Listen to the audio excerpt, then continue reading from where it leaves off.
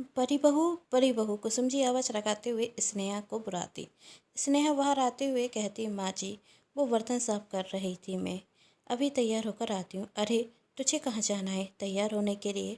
कुसुम जी पूछती। तब स्नेहा कहती, माँ जी छोटी ननद की शादी है, शॉपिंग पर जाना है ना। हाँ शॉपिंग पर मैं छोटी बहू को ले जा रही हूँ, तुझे जाने की क्या ज़रूरत है और तू क्या जाने इन सब के बारे में। तू तो जाकर रसोई संभाल। मैं तो तुझे इसलिए आवाज़ लगा रही थी कि तेरी दोनों बुआ जी आज शाम तक आ जाएंगी, तो खाना ज़्यादा बनाना और दो की जगह तीन सब्जी बना देना। और खोआ मंगाए हैं मैंने, तो रसगुल्ले भी बना देना। और यह देख तो घर कितना फैला हुआ है, साफ सफाई कर दे। अभी तेरी बुआ सास आएंगी तो अच्छा रखेगा क्या। हाँ जेठानी जी आप घर का सारा काम कर देना और शॉपिंग तो मैं कराऊंगी अपनी प्यारी ननंद को, चंचल ने कहा। तभी रश्मि कहती, हाँ छोटी भाभी आप ही चलिए शॉपिंग पर। और बड़ी भाभी आप सोच भी कैसे सकती हैं कि मैं आपको अपने साथ शॉपिंग पर लेकर जाऊंगी। आप क्या जाने आज करके फैशन के बारे में। आपने चौका चूरे के सिवा दुनिया देखी हो तब तो जाने। बड़ी आई शॉपिंग पर जाने वाली। कहते हुए सब हंसने लगते। अब खरी खरी क्या देख रही है, जाकर अपना काम कीजिए। चलिए छोटी भाभी और माँ, मैं ना शादी का रहेगा अपनी पसंद का लूँगी, आप पैसों की कंजूसी मत करना। बातें करते हुए सब चले जाते और स्नेहा घर के कामों में रख जाती। स्नेहा का भी बहुत मन था शॉपिंग पर जाने का। जब सुबह उसकी सास ने नाश्ते पर कहा था कि आज हम सब शॉपिंग करने जाएंगे, तो स्नेहा सुबह से ही हाथ पैर चलती चलती चला रही थी, जिससे घर के सारे काम हो जाएं और वह भी शॉपिंग पर जाए।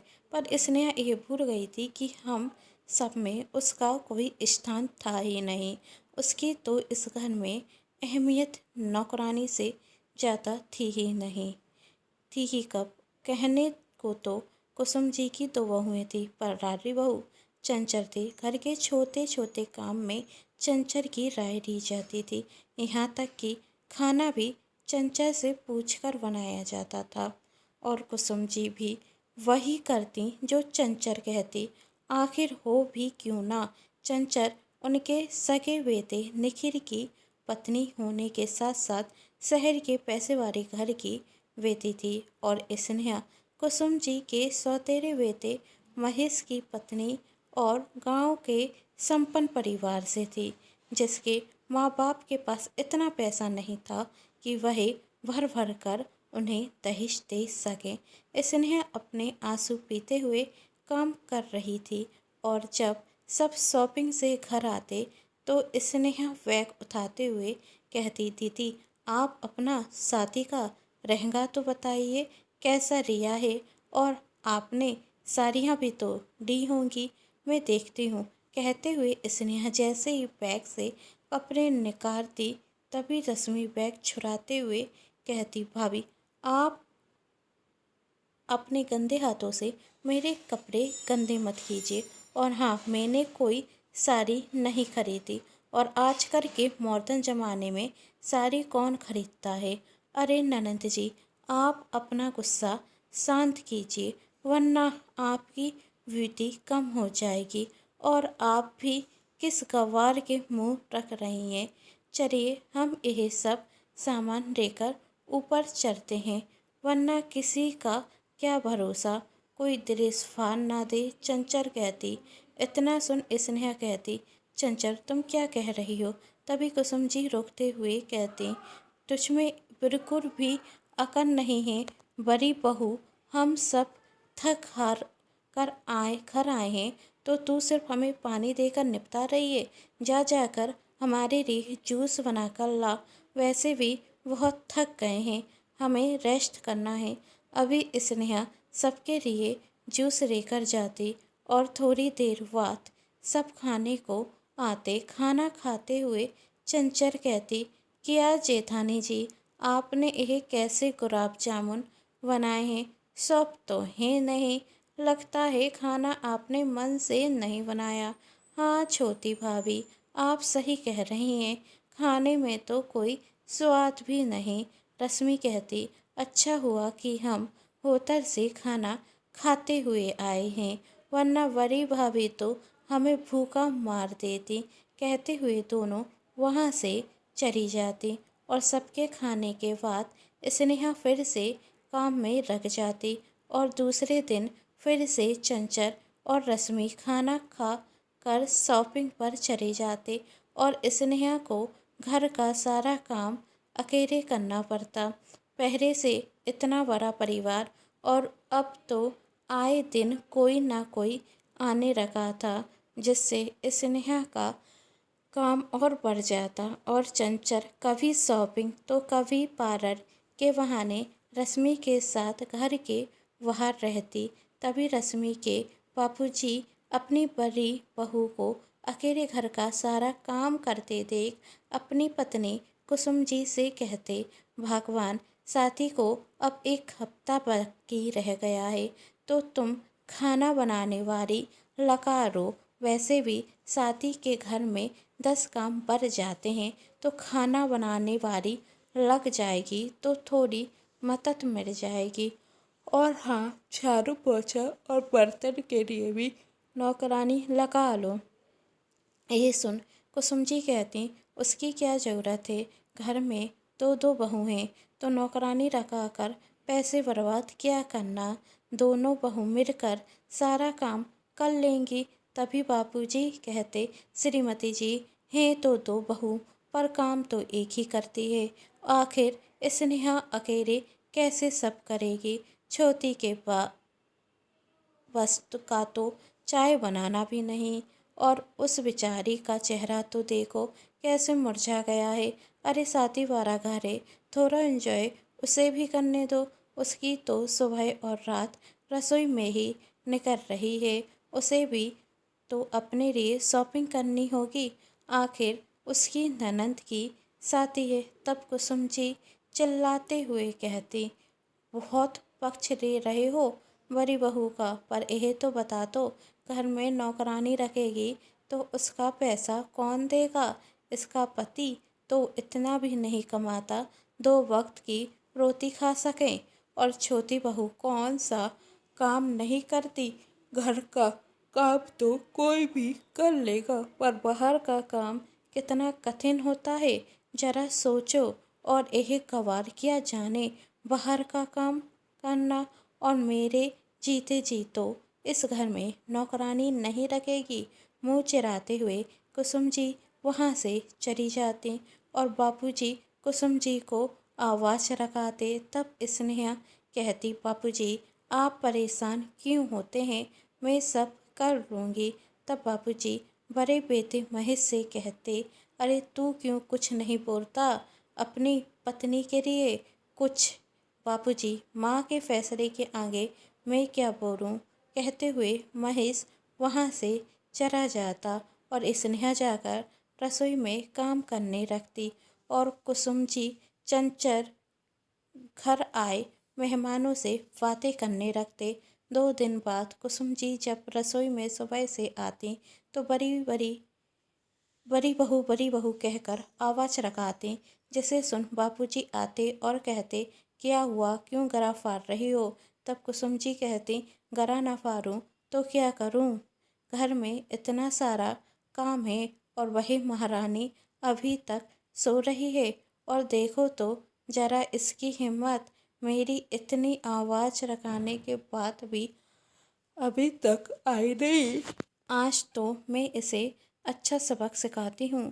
कहते हुए कुसुम जी स्नेहा के कमरे में जाती तो देखती स्नेहा सो रही है, जिसे देख कुसुम जी का गुस्सा बढ़ता और वही कहती, अरे ओ महारानी, तू क्या यहाँ आराम फरमा रही है?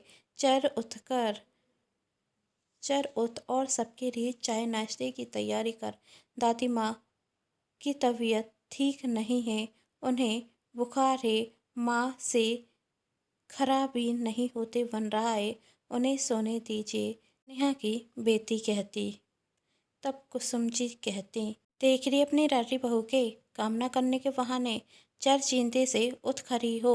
हाथ पकड़ते हुए कुसुम जी जैसे उठाती वैसे ही वहां महेश आता और कहता, माँ बस करो अब, आपको दिखता नहीं, वही बीमार है, मैंने ही उसे आराम करने के लिए कहा है। डॉक्टर साहब, आप स्नेहा को देखिए। साथ में लाए हुए डॉक्टर से महेश कहता। डॉक्टर स्नेहा का चेकअप करते तो डॉक्टर कहते, इन्हें तो बहुत तेज बुखार है, कम से कम 4-5 दिन इन्हें पूरा रेस्ट मिलना चाहिए और यह कुछ मेडिसन लिखती हैं, इन्हें देते रहना और इन्हें केयर की बहुत ज़रूरत है, इनका ध्यान रखना। कहते हुए डॉक्टर वहाँ से चले जाते। तब कुसुम जी महेश से कहती, क्या ज़रूरत थी डॉक्टर को बुलाकर पैसे फूकने की, काढ़ा पीती तो ठीक हो जाती, अब खा ले दवाई और चढ़कर काम कर। तब महेश कहता, माँ आपने सुना नहीं, डॉक्टर ने क्या कहा, स्नेहा को रेस्ट की ज़रूरत है तो उसे रेस्ट करने दीजिए। और हाँ, स्नेहा आज से घर का कोई काम नहीं करेगी जब तक वह पूरी तरह से ठीक ना हो जाए। तब कुसुम जी कहती, यही अंतर होता है सगी औरत और सौतेली औरत में, तू अपनी पत्नी के लिए मुझे सुना रहा है। तब महेश कहता, माँ मैंने और मेरी पत्नी ने तो आपको देर से अपनी माँ माना है, अंतर तो आपने किया है मुझ में और निखिल में। जब भी तो आपकी छोटी बहू को छींक तक आ जाए तो डॉक्टरों की आप लाइन लगवा दो, और यहाँ मेरी पत्नी बीमार है तो भी आपको कोई फर्क नहीं पड़ता। माँ, स्नेहा मेरी पत्नी है, कोई काम करने की मशीन नहीं। और मैंने और स्नेहा ने तो हमेशा यही चाहा कि हम सब मिलकर खुशी से इस घर में रहें, पर सिर्फ हमारी कोशिश से क्या होगा। छोटी की शादी होने के बाद मैं और स्नेहा यह घर छोड़कर चले जाएंगे। और हाँ माँ, मैं इतना तो कमा लेता हूँ कि अपने परिवार का पेट भर सकूँ।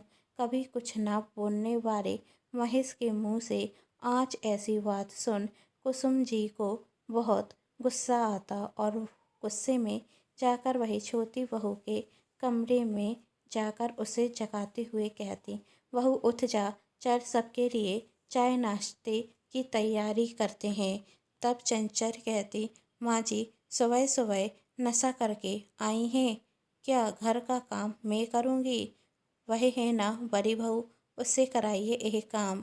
बहू वह तो बीमार है, काम तो हम दोनों को मिलकर करना होगा।